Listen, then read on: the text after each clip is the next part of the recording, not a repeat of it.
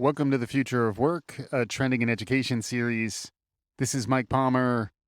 In today's episode, you're going to hear my interview with Paul Fain, who is an education writer, a journalist who worked for many years with the Chronicle for Higher Education. More recently, he has begun his own newsletter. It's called The Job. He also has been helping other journalists build a platform called WorkShift. You're going to hear all about this. You'll also hear Paul talk about the emerging ecosystem around postsecondary pathways that don't necessarily involve higher education. Really interesting emerging space. Paul's a great thinker. This is one of the conversations that has really struck me in the past few years. And I think Paul is someone all the Trending in Ed listeners and anyone who's interested in the future of work should certainly check out. With that, let's listen in to my conversation with Paul Fain on Trending in Ed, the future of work.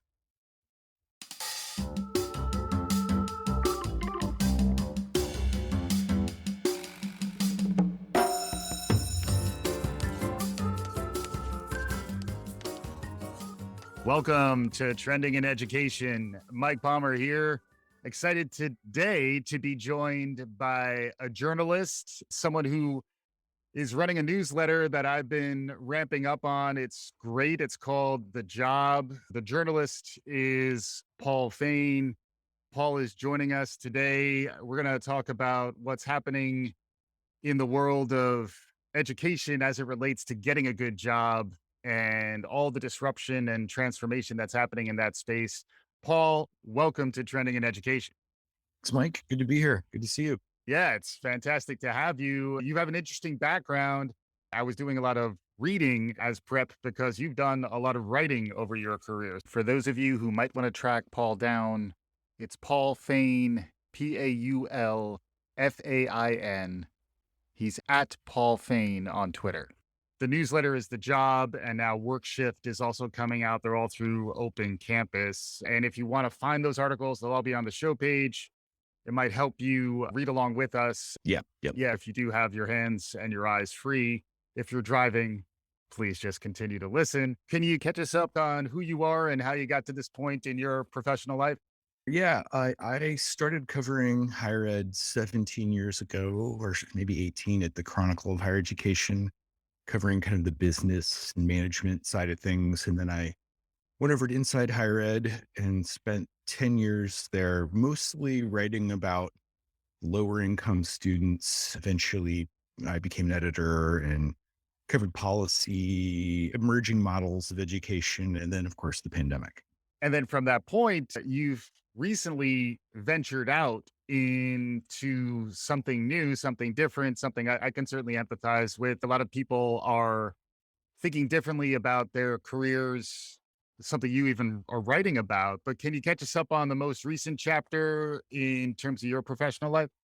Yeah, I'll give you the Cliffs Notes. At Inside Higher Ed, I was really focused not necessarily on the silos of higher ed. The beats we used to do in higher ed journalism were very siloed. You covered community colleges or public universities or state policy. I was organized around low income students, underserved student populations, which, as we know, it's a big group, residential students being just 1 in 5. And over time, got more and more into interesting ways to try to serve these students, models that would be worth watching, competency-based education, short-term credentials, et cetera.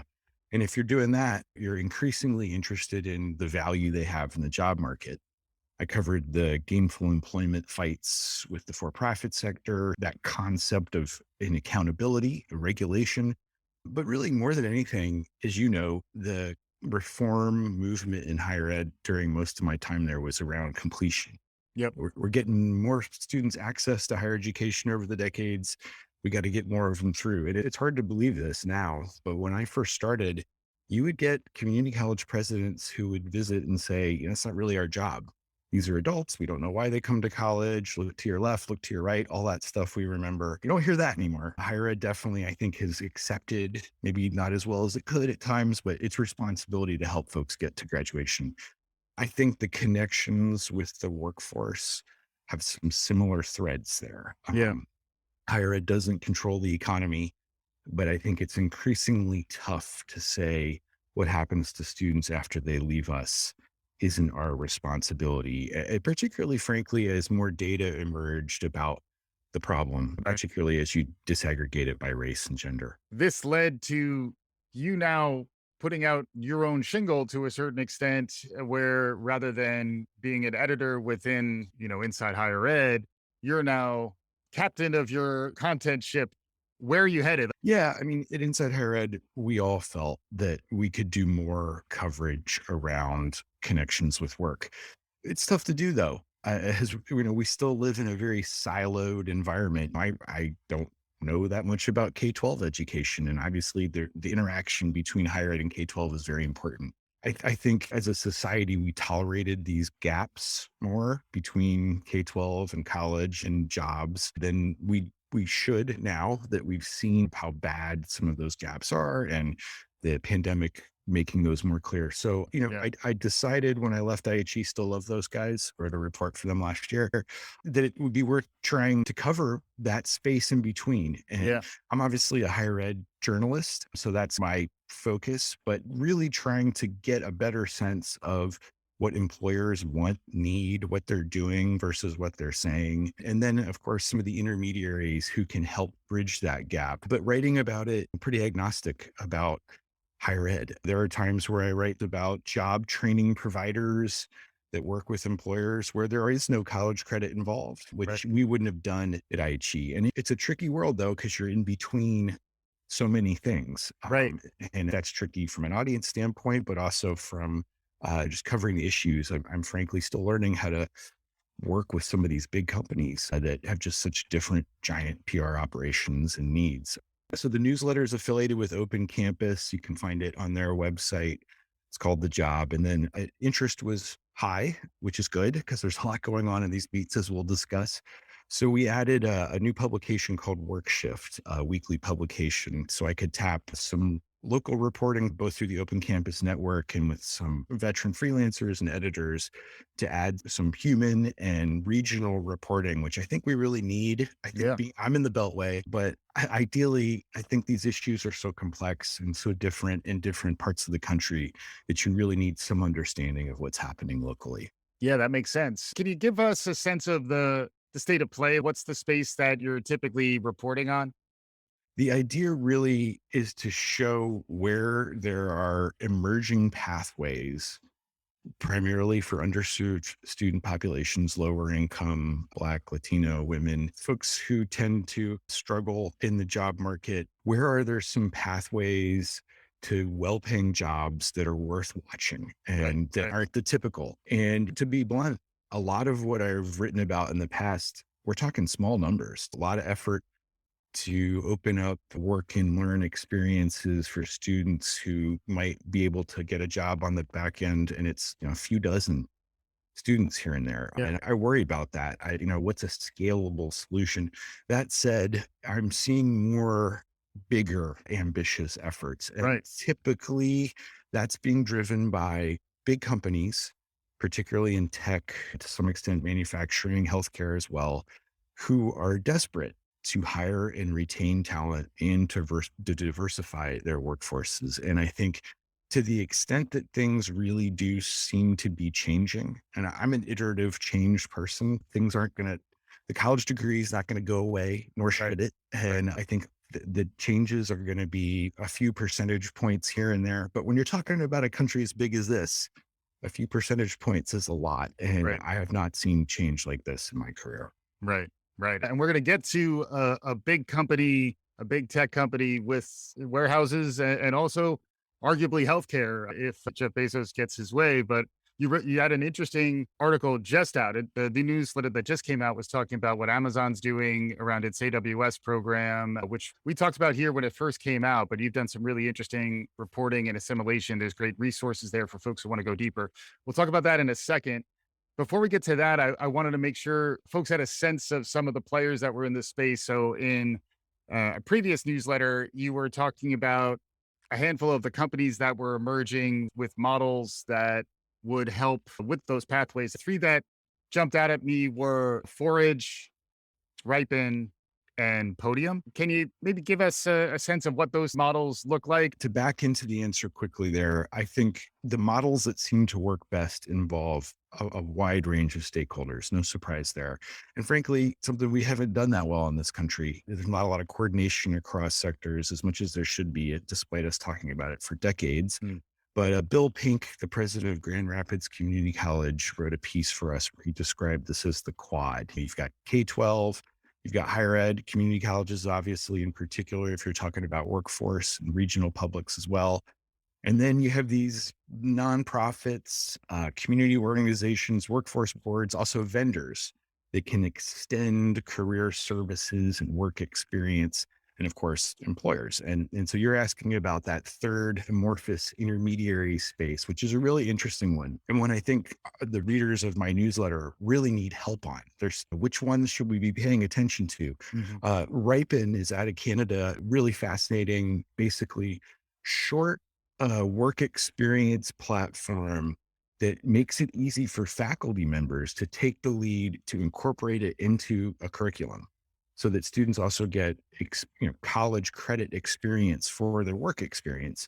And again, real benefit I gather for that is that there are several, but not that easy for a busy faculty member to coordinate with multiple internship providers. Mhm. The platform automates some of that, makes it easier. It's a marketplace. And there's a lot like that. Parker Dewey does micro internships that can be incorporated into curricula. Definitely encourage folks to look at that. Forage, an Australian platform, turns out a lot of interesting things coming out of other countries as well. It's not all the US. Relocated to San Francisco recently. They offer simulations, simulated work experience, unpaid, but curricular in potential. And they have the help of the big companies, which is the key, right? Yeah. JP Morgan is their biggest user. They told me helped create a bunch of simulations that students get a leg up if they do it. They can put a badge on their LinkedIn or handshake profile, and they get actually an extra look for an internship. And a lot of those folks are getting hired. And Yeah.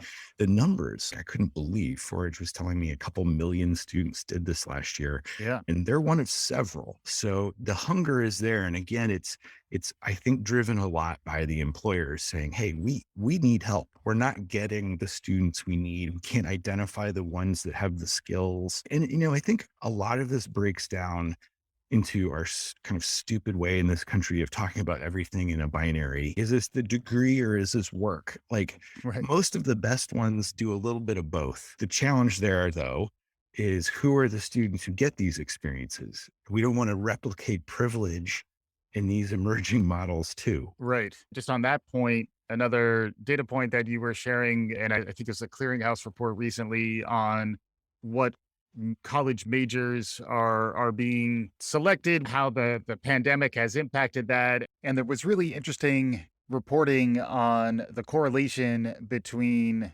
the majors that were being selected, cutting by race, where students of color were choosing majors that would lead them into the helping professions, whether it's education or social work or other forms of healthcare, social services, which then wouldn't necessarily pay as much down the road. Can you expand on that? Yeah. And it's such a difficult, challenging problem. And if anybody tells you there are easy answers here, be skeptical. Within college majors, we all know in the aggregate, some pay off better in the job market than others. Even that is a hard, you have to Yeah. caveat that. Like Mhm. a lot of humanities majors don't earn a lot right after college because they're in grad school or and then 10 years, they're doing great. And their screenplays tend to be better. Yeah, that's right. Yeah. Yeah. Here we are, two communicators doing all right for gainfully employed. So we've talked about that a lot. There's those pay scale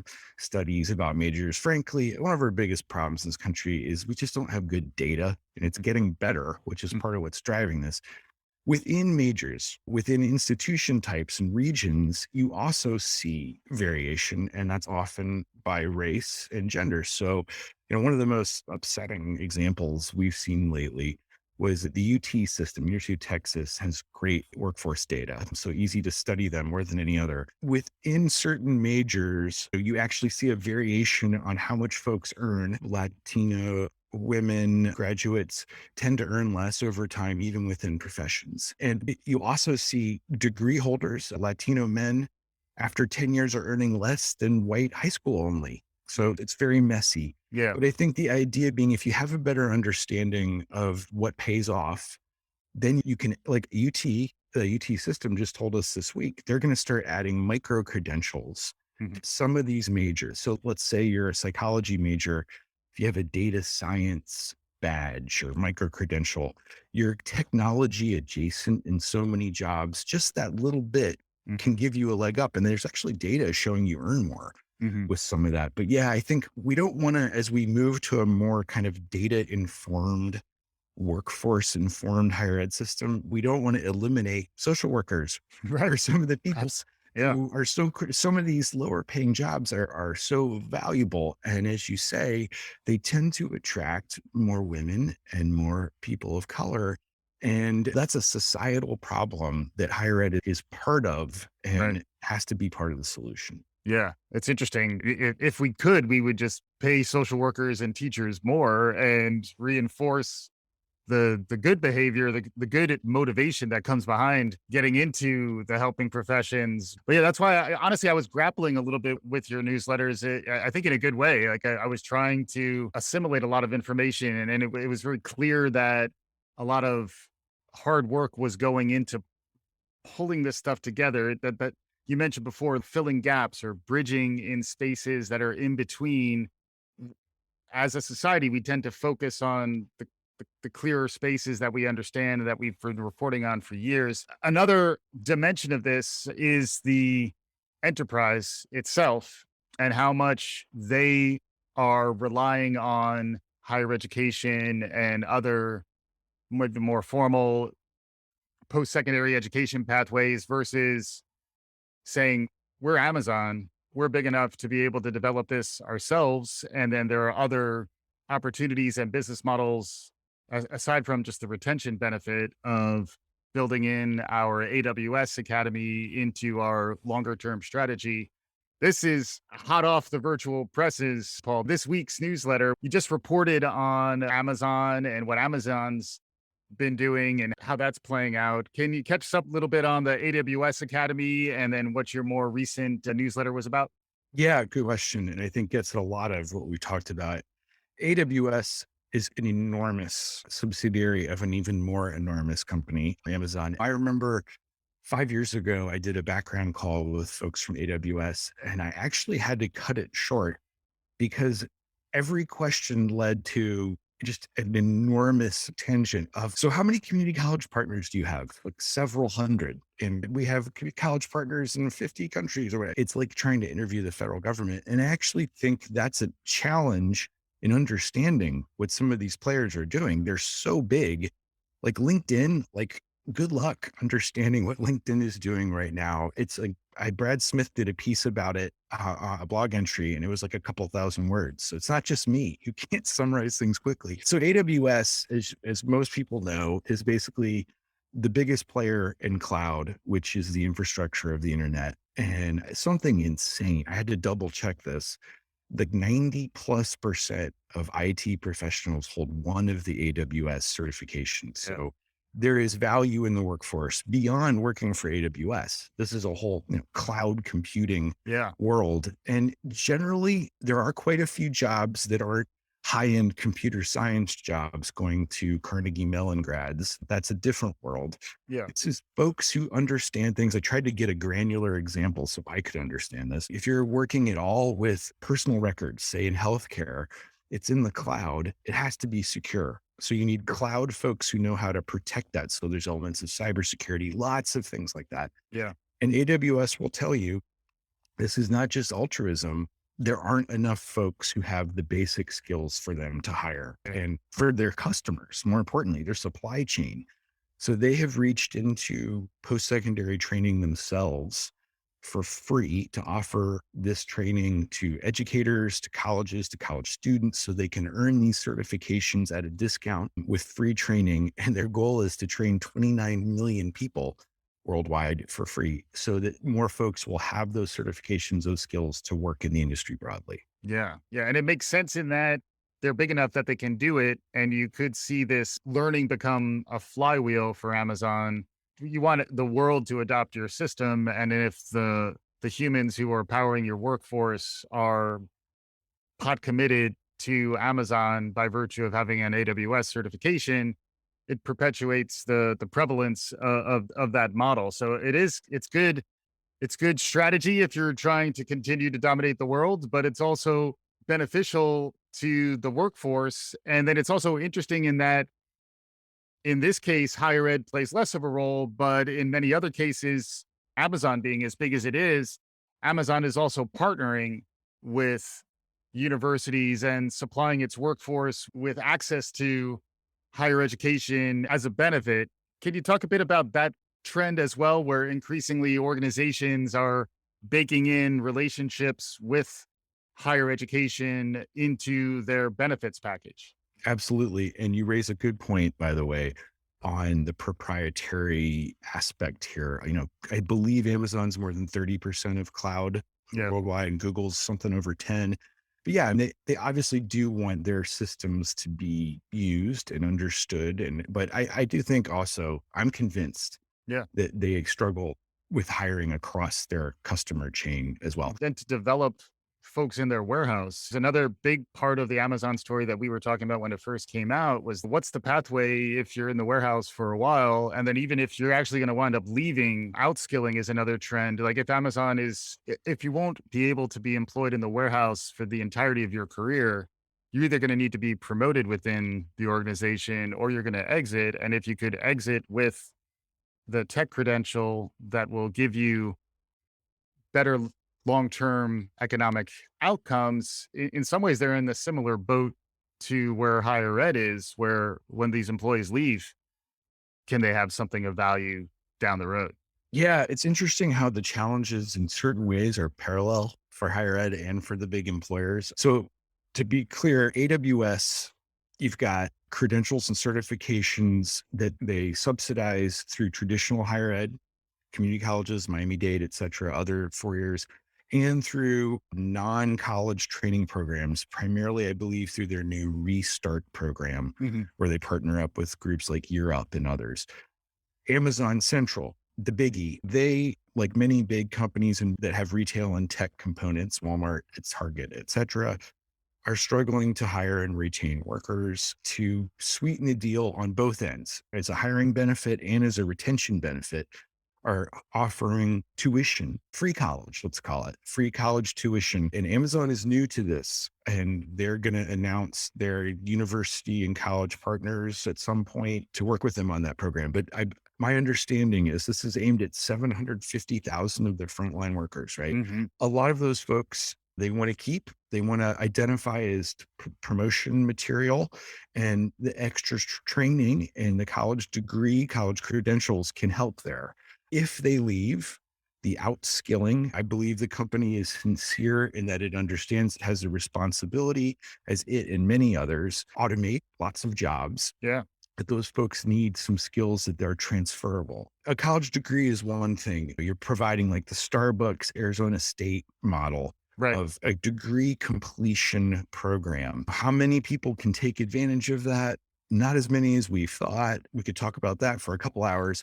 I think the big thing that could happen is more customized credentials for a big employer. And I don't actually know what Amazon is doing, but we'll all find out if they actually can offer micro credentials that stack up to a degree, Mhm. that have both skills that are valuable within their employment empire, where you can get advanced if you have a credential, but ideally that you could go somewhere else, another employer. And I think and it's just like higher ed, right? We still have this terrible transfer credit problem Right. where colleges don't honor credit from other places. People accumulate huge numbers, waste time and money, don't get to graduation. If they don't, they're not holding something of value.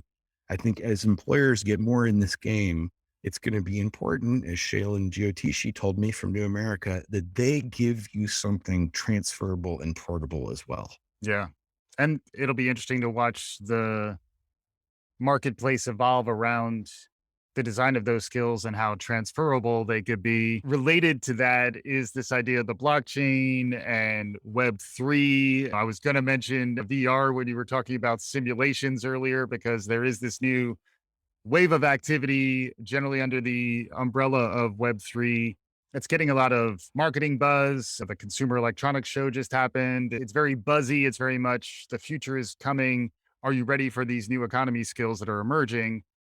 Any thoughts on the latest generation? Will our learning record stores be all on the blockchain in 10 years? And do we need to be getting certified? It's a very important question. And boy, I wish I had some easy answers.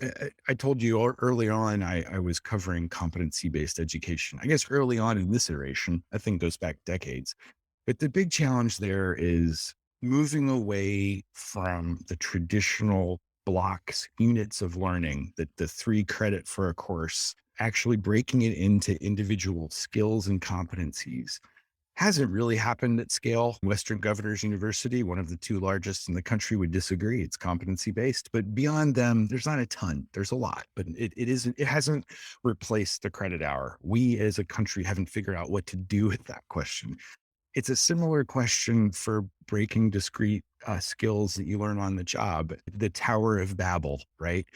Who is determining what a skill is and what counts as a skill? Yeah. I think there's this idea, and I'm grossly simplifying, that learner and employment records would be basically owned and controlled by individual learners with blockchain technology underpinning it, where you could show what you can do in a way that builds in a more granular basis as you move through a life of learning. Yeah. You think about it, it clicked for me once many years ago. A company that has since moved on had crowdsourced skills tests. Mm. And as a journalist, I was like, I'll try one. I'll try one on AP style. And I did really well. I got like a 90 something percentile, and you can get a little badge that you could put on LinkedIn. And as a hirer myself, Hmm. instead of giving someone a writing test when you were trying to hire a journalist, I could see the appeal, a Yeah. badge that actually meant something. And I think that's where I believe someday we'll get there. There's going to be a lot of resistance.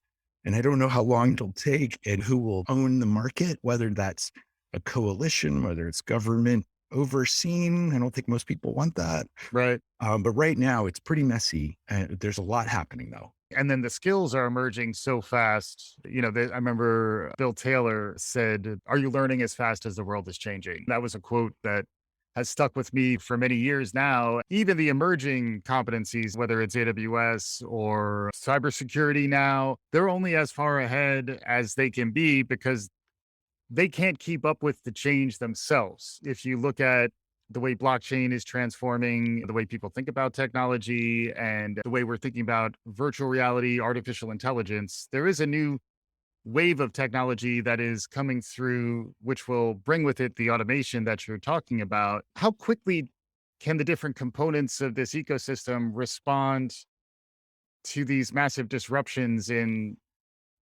skills and competencies that are necessary? Yeah, great question. Just like the stackability challenge, if you don't have this, if it isn't current or valuable, it's worthless. And I think about like, had I gotten a micro credential in Netscape back in the early, like nobody wants that. Companies go out of business. Colleges don't go out of business as much as companies do. But from what I gather, if you really need the companies involved, somebody who can explain the changing skills and updating them a lot. And then you also need some sort of underpinning again that goes beyond proprietary concerns that can articulate these skills, whether you're working in a Google platform or an Amazon platform.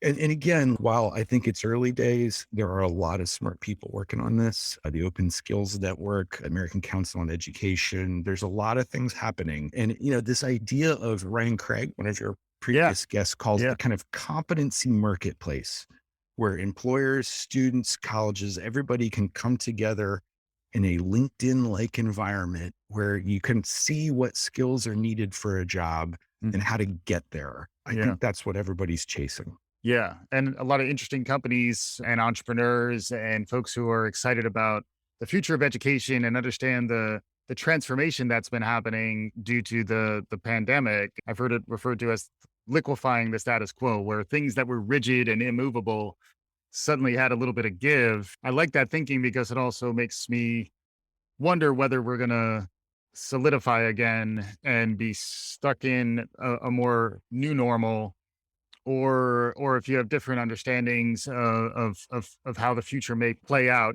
This is where we look into our crystal ball phase of the conversation, Paul. On the horizon, maybe looking a little bit further out, do you see any larger trends that are worth paying attention to? Or do you feel free to make a prediction? Because then when I have you back on the show, I can ask you about it. What trends are capturing your imagination these days?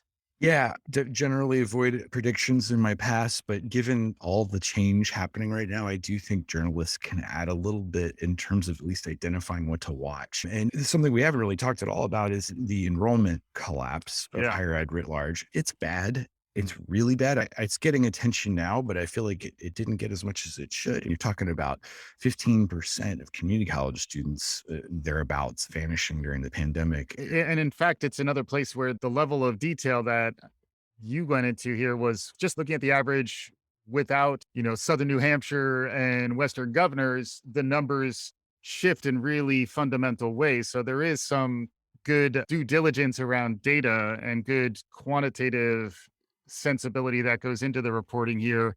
That I thought was really important as well.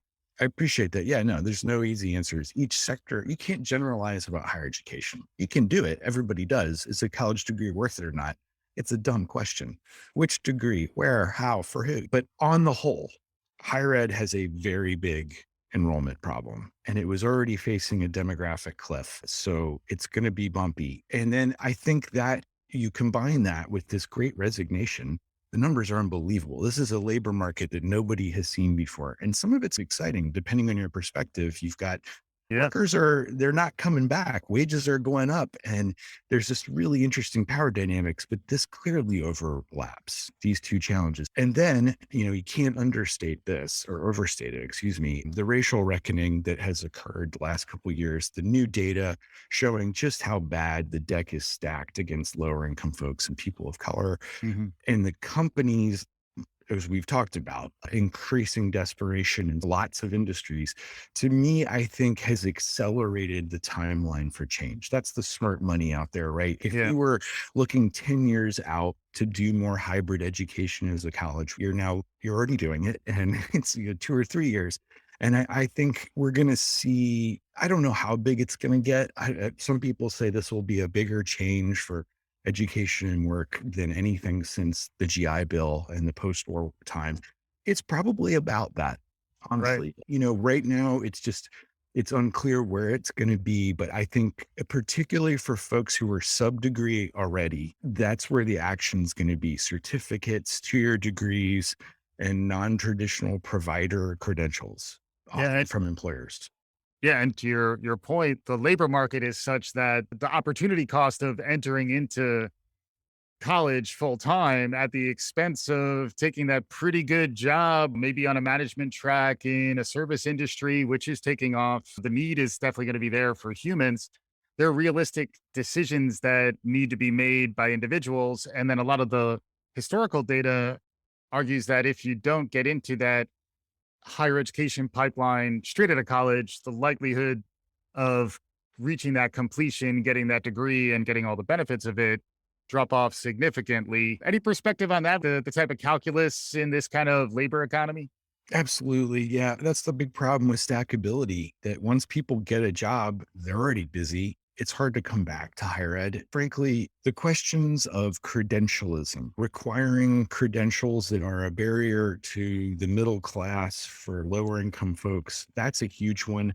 Tracking, if we encourage folks to go sub degree paths and then they get stuck there at an entry level job and never have the potential to get to a 4-year degree, which I should say, we all still want for ourselves and our Yes. kids Yep. for a reason. It's the best place to be in this economy, especially. I do think, though, we're in a really scary moment where an entire generation of young people has been disconnected from these pipelines. The pipelines were leaky and flawed already, but you've got the number of people being homeschooled In K-12, it's up to 11%. It's Yeah. tripled the rate for Black families. And you have, I was talking to a big K-12 district recently that had 33% of their ninth graders unaccounted for. And so that's K-12. And how do Yeah. you get people back into education there? You're looking at all these community college students who are gone. How do you re-engage them in a way that increases their career and doesn't take away the opportunity cost you said is real? If you're getting $20 an hour, Yeah. it's for a lot of folks, it's going to be tough to enroll in a community college program. I think one of the keys though is if it's generally low cost or free, it's fast, and you're pretty sure it's gonna lead to a job. If you've got those things, Mhm. you've got a successful program, and we're seeing a lot of those emerge. Nova Community College here in Virginia does a lot of fast track programs that do exactly that. That's the gold standard. Yeah.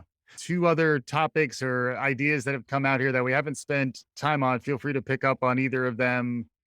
One is just the role community colleges play, which I think frequently is not understood and maybe not talked about enough. And then secondly is the massive mental health crisis that we're facing at the same time while we're taking on complexity. Paul, let's throw those two into the mix. Any thoughts on either of those topics?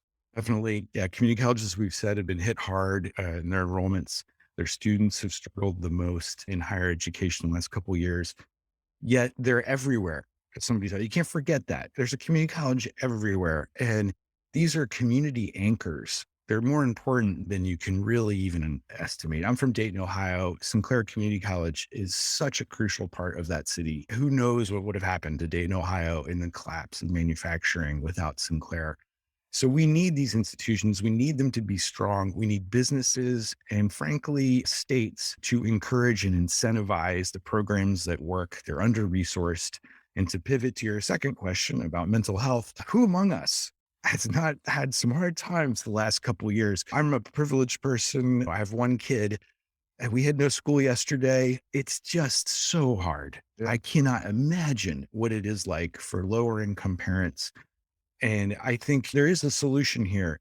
A lot of the intermediaries can help there, can help in that kind of wraparound support, the life counseling. It's not just career and financial aid and academic planning. It's how am I going to manage this? That's expensive. It takes resources. Community colleges tend to have caseloads for advisors that are over 1,000 students per person. Yeah. We as a society have to find a way to give more one-on-one support, particularly to people who don't have family help, who know how to navigate our incredibly complex systems. Yeah. Great stuff. Now, I think we bring it home, Paul. I would encourage folks to track your stuff down. Paul Fain, the newsletter is The Job, and also Work Shift through Open Campus. Any concluding thoughts? Any takeaways based on the conversation we had so far?